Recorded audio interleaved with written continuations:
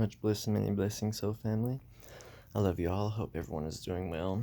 I just wanted to jump on here and talk about a couple of things that I've been hearing the last few days that I thought was extremely interesting. So, on the 5th, we had CERN reopen at much higher energy levels than they ever have previously.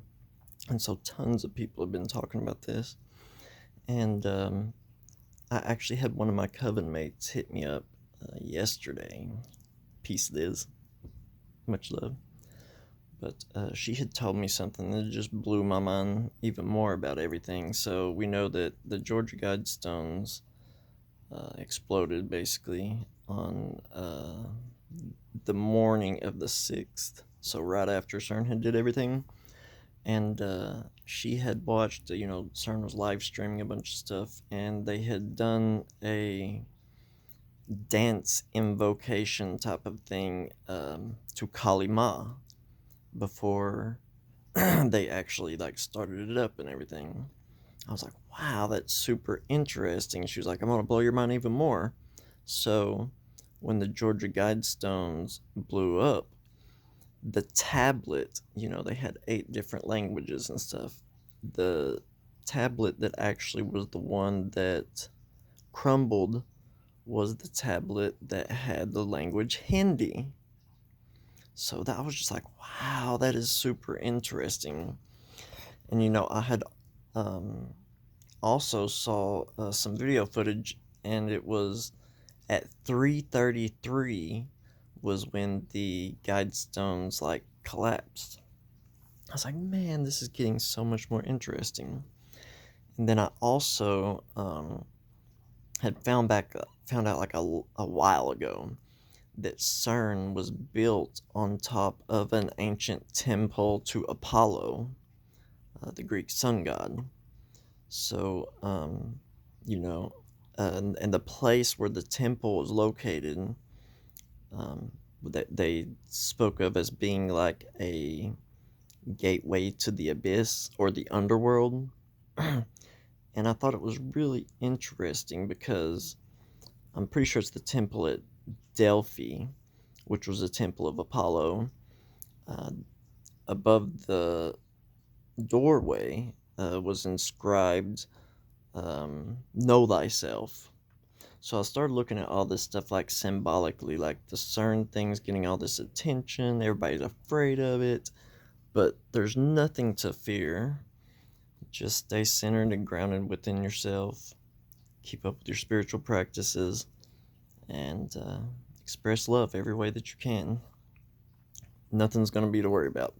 But I did notice that the nights of the 5th, my partner and I, a few of my coven mates, and another one of my roommates were all having really profound lucid dreams for those few nights. And it was to the point that my partner and I would sweat throughout the night. So we were, yeah, waking up almost in a panic, but it wasn't scary dreams or anything. They were just very, very lucid to the point that it was just very active. So let's see. Oh yeah, and the reason a bunch of Christians and stuff are freaking out is in Revelation 9:11, it says basically they'll be given the keys to the bottomless pit and would release all this chaos and darkness into the world, and where they're working with dark matter and stuff at CERN, people are like, oh no, it's the end of the world. But I see this as much more symbolic as the liberation of the human consciousness. The Guidestones had always been looked at as population control. And another interesting thing about this that I just recently found out. So, R.C. Christian was the pseudonym that was used to fund and put up the Georgia Guidestones. And I just read in an article that it was believed that it was the Rosicrucian order of Freemasonry that had done it. And I was like, oh, wow. R.C. Christian, Rosicrucian Christian. I was like, oh, wow, that's pretty interesting too. But there was just a bunch of pieces coming together. And the fact that all this stuff was happening, right when we just recently had this big planetary alignment with so many conjunctions and stuff. It's very beautiful. But I think that's probably it I'm going to share in this video. I just thought that all the stuff that was happening is interesting, and I just want to let you guys know, do not fear, there's nothing to worry about.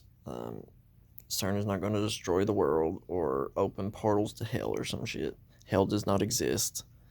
It's a state of consciousness, a state of being here. But do not fear. We have the power to really change this world any way that we see fit. And we need to step into that power, because right now, with all the craziness going on in the world, I'm actually grateful for it, because I'm grateful that they're pushing so much BS so heavily in like the mainstream media and the governments and stuff. And I feel like if things hadn't got as extreme as they had, then people would still just be sleeping like so many people would be.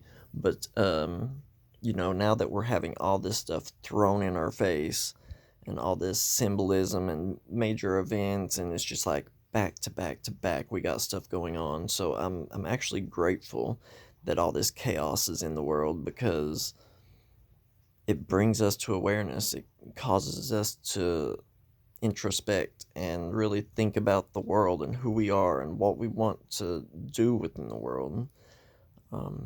Because we really all should be just totally focusing on ourselves and not all this craziness outside, because you can't change the world outside of you.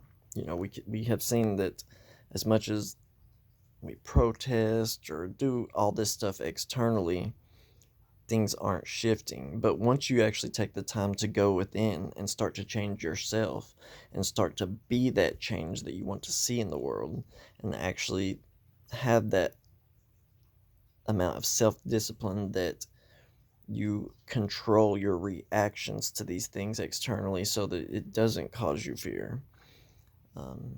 But yeah, that's about all I want to share on this video. I love you all. I hope everyone's doing well. I've got a couple more videos I'm going to make on a few different spiritual topics. But yeah, I just wanted to share this with you. I thought all that stuff was super interesting. I just want to let y'all know not to worry. I love you all. Peace.